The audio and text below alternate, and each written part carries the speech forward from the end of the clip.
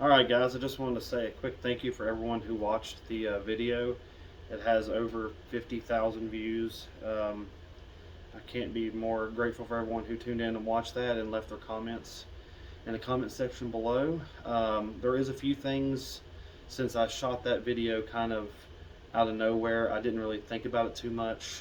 I didn't expect it to get near the amount of views it got, so I figured I'd make this video to clear up a couple things I might have left out and to comment on a few of your comments that you had on the video. And we'll start off with Taser Games. Where did you find all that money? And a couple other people had asked in the comments, like, how did you spend all that much money? 200 guitars. But when you think about it like this, say you buy a guitar for $1,000, then you trade that guitar for another guitar, and you trade that guitar for another guitar, then you sell it, buy another guitar with the money, trade it, three, four more. $1,000 could have contributed to 15 guitars that I've owned. So it's not buying 200 guitars, it's owning 200. It's a big difference. But yeah, buy and sell, trade like crazy is what I was doing. So didn't have as much money as it might appear in it. So that, if that answers that question. Then we had Dream Purple Floyd come in the comments with a good point. Something I kind of didn't talk too much about on the video was I meant a guitar of a certain level. I had the Schecter in the other video, and I have this today.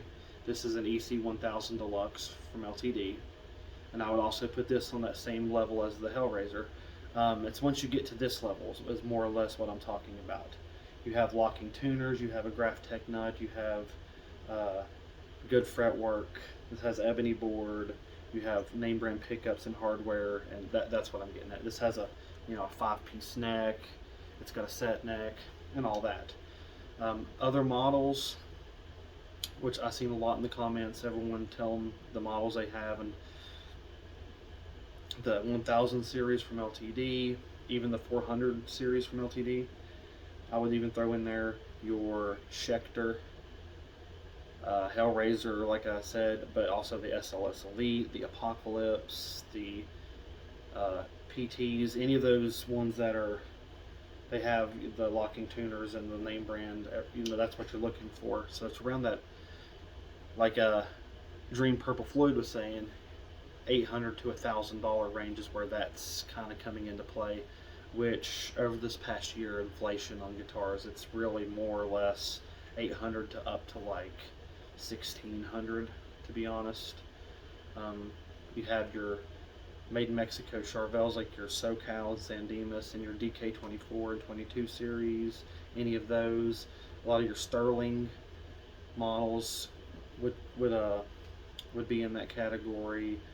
Your made in Mexico Fender, your made in Japan Fenders, your Ibanez Iron Label and Premium series, there's just tons, almost every brand. The Jackson Pro series is really good too. Right around the that 800 to even some of the X series Jacksons, I would say you're looking at. I wouldn't say Epiphone as much because the fretwork has been questionable on Epiphone the past couple years. But as someone brought up in the comments about a Plek job, you could order an $899 Prophecy Epiphone and get the Plek job and have $1,100 in it and have an incredible guitar, which I think the Plek job is worth it if you're going to go that route. Let's move on to the next point. We have Jesse J. Hutchins saying the durability of the guitars, the headstock shape, the neck joints and stuff like that, the build quality of the wood, which is also very important. Like this guitar here has a volute because it has an angled headstock.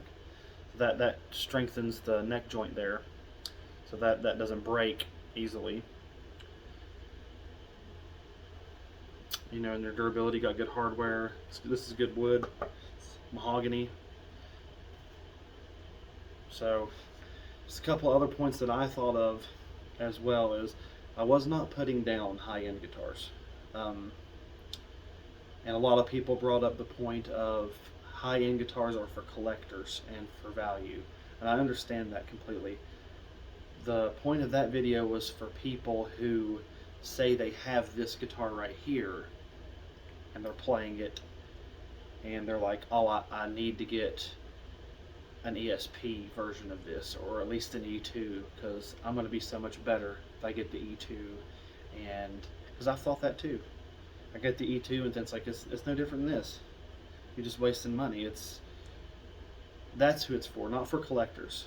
This is for people who are actually looking to play, looking for that playability and that sound for live and recording. They're not for a collector. That's a whole different thing, and I get it. And also, if owning high-end expensive guitars is your thing and you still have a good guitar, I'm not bringing down a high-end guitar to the level of this. I'm bringing a guitar like this, I'm bringing it up to compete with the high-end. So I think a lot of people were looking at that differently in the video when I was explaining it.